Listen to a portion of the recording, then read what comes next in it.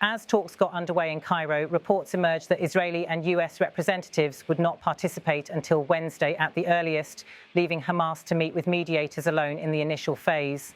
One report noted Ron Dermer and his Israeli delegation, as well as Steve Witkoff and Jared Kushner, will not be participating in the talks.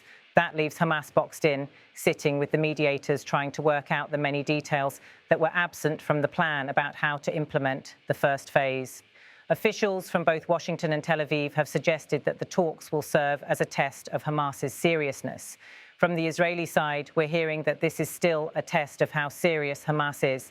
We also heard some tough talk from the American president, Donald Trump, about still wanting to see how serious Hamas is, the report noted. Mediators face the immediate task of working out logistics before all sides sit together. These include the withdrawal lines of the Israeli army, how long it would take Hamas to retrieve the bodies of the dead captives to gather the living ones. All of those things have to be discussed before the sides can sit together and iron out the details. Another thorny topic is the issue of prisoners. There's also the explosive issue of who from the thousands of Palestinians detained and kept by Israel will be released. That's sure to stir up a lot of emotions and a lot of tension between the two sides. Commentary also focused on the domestic pressures on Israeli Prime Minister Benjamin Netanyahu. As one account recalled, Donald Trump even spoke to the Israeli media and said, look, Israel is in a very bad place. It's isolated internationally, and I'm going to save it. This deal will make Israel be in a better light internationally. However, this does not address Netanyahu's internal political challenges. He has a very right-wing coalition that does not want to end the war, does not want to release a single Palestinian captive, and wants to occupy the entirety of the Gaza Strip, the report said. There is a delicate balancing act at play. There's a lot of bargaining and compromises that have to be settled within his circle in order to maintain his coalition. Domestic political pressures also loom large. The latest polls in Israel indicate that Netanyahu and his partners wouldn't fare well in elections if they were held now.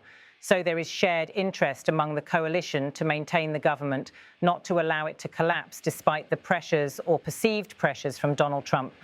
The same account highlighted Netanyahu's likely strategy. They want to go ahead with the first phase, release the Israeli captives, substitute that good news with the 2-year mark of the genocidal war, and then see how they can move forward and whether the ceasefire would hold to begin with. Asked about the absence of Israeli and US delegations in the opening rounds of talks, the analyst was blunt.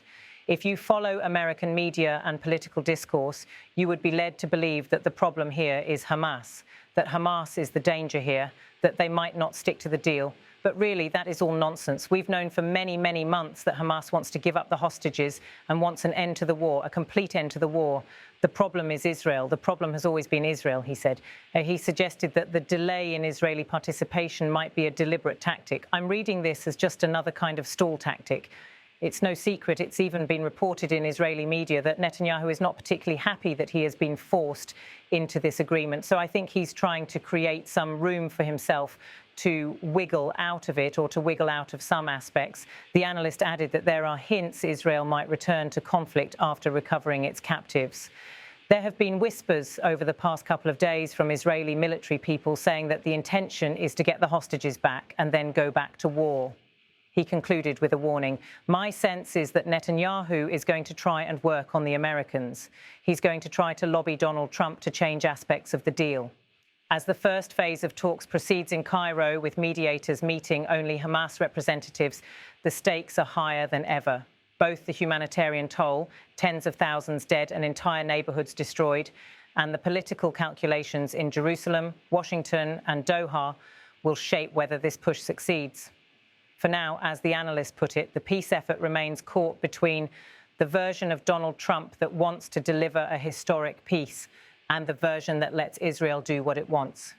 The push for peace in Gaza has seen repeated false starts. As the world watches new talks unfold in Cairo, the question remains whether this moment is truly different or yet another chapter in a long, tragic cycle. The history of ceasefire efforts paints a grim picture. The last temporary ceasefire in November 2023 lasted just 1 week. At that time, the death toll in Gaza stood below 19,000. 2 months later, in January 2024, Israel and Hamas agreed to a formal ceasefire. By then, the conflict had already claimed nearly 47,000 Palestinian lives. That fragile agreement collapsed after just 2 months as Israel resumed military operations. By the end of that month, the toll had risen to around 49,000. Mediators tried again in May 2024, convening both sides in Doha. The talks collapsed and the death toll surpassed 53,000. In July, the United States and its partners pushed yet another peace initiative. It also failed. By then, the number of Palestinians killed had climbed to nearly 60,000. In August, Hamas signaled its willingness to accept a US proposal. By then, the death toll approached 63,000. And last month, former US President Donald Trump announced his 20-point peace plan for Gaza, with the conflict's toll exceeding 66,000 Palestinian lives. To understand the stakes in the latest push, a leading analyst in Doha weighed in. Asked whether this round of talks feels different, he said, "It does feel different. I think we have to be cautious because a lot could still go wrong, but it does feel different." I think Donald Trump feels kind of almost personally invested in this. It may have to do with the Nobel Peace Prize that he wants to win. It could have to do with his anger over Israel's attack. But that's the question right now, because I think in many ways he controls the cards here. The expert noted that Trump has repeatedly framed his peace effort as historic. It's interesting that he keeps on saying that this is going to be the first peace in the Middle East in 3,000 years, he observed. It's an absurd statement on its face, but it suggests that he feels a sense of accomplishment. And if that's the case, then I think he could apply real pressure on Israel to end the war. If not, if we get the other version of Donald Trump, the version that allows Israel to do more or less what it wants with the Palestinians, including break ceasefires, then we'll unfortunately be in for more genocide. The analyst underscored the challenges mediators face. As one analyst was saying, this is not so much a plan, it's more or less an outline without any detail. A plan would include sufficient detail, mechanisms, timelines, guarantees. This does not, he said. He explained the sharp differences in priorities between the two sides. Israel is going to go into this negotiation thinking exclusively in terms of its 48 hostages. We'll get the hostages back and then worry about the rest later. Hamas is going to approach this from the standpoint of wanting some guarantees on things like Israeli withdrawal, governance, disarmament, the tunnels and other details. That's a major weakness in this plan.